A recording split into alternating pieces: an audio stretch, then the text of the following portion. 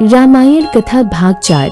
राजा दशरथ का यज्ञ और श्री राम का अवतरण। सुनो हे श्रोता जनों, राजा दशरथ की व्यथा गहरी हो चुकी थी। तीन रानियां परंतु संतान नहीं। वे दिन रात भगवान की शरण में प्रार्थना करते, महर्षि वशिष्ठ से मार्गदर्शन लेते। अंततः एक शुभ दिन महर्षि वशिष्ठ बोले, तारांकन, हे राजन, संतान की प्राप्ति हेतु एक पुत्र का मेष्ठी यज्ञ किया जाए। इस यज्ञ के द्वारा स्वर्ग का द्वार खुलेगा और ईश्वर स्वयं तुम्हारे कुल में जन्म लेंगे।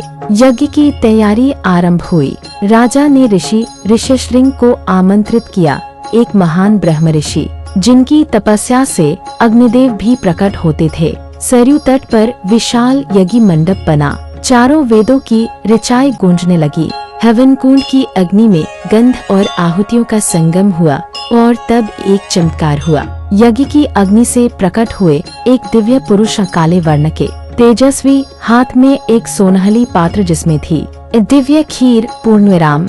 उस पुरुष ने कहा, हे दशरथ, यह अमृत तुम्हारे पुत्र रूपी फल का कारण बनेगा, इसे अपनी रानियों को दो। राजा ने खीर को बड़े श्रद्धा से 3 भागों में बांटा।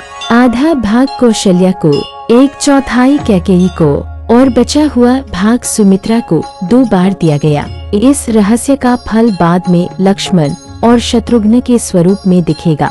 रात्रि बीती और समय चक्र अपनी गति से बढ़ा। अब वह दिव्य क्षण आता है।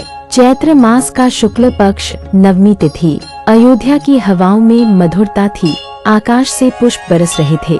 नदियां शांत थी और पक्षी गीत गा रहे थे। तभी कौशल्या के कक्ष से एक दिव्य प्रकाश निकला और उन्होंने जन्म दिया श्री राम को, जिनका रूप ऐसा था जैसे शीतल चंद्रमा और तेजस्वी सूर्य का संगम। कमल के समान नेत्र, बाल घुंघराले और मुख पर अद्भुत मुस्कान। कैकेयी ने जन्म दिया भरत को, धर्म में निष्ठ, विनम्र और निर्मल। सुमित्रा ने जन्म दिया लक्ष्मण और शत्रुघ्न को, एक श्री राम के प्राण बनकर जन्मा और दूसरा भरत के परम मित्र बनकर। राजमहल में उत्सव छा गया। नगाड़े बजे, वेद मंत्र गूंजे, नगरवासियों ने दीप जलाए।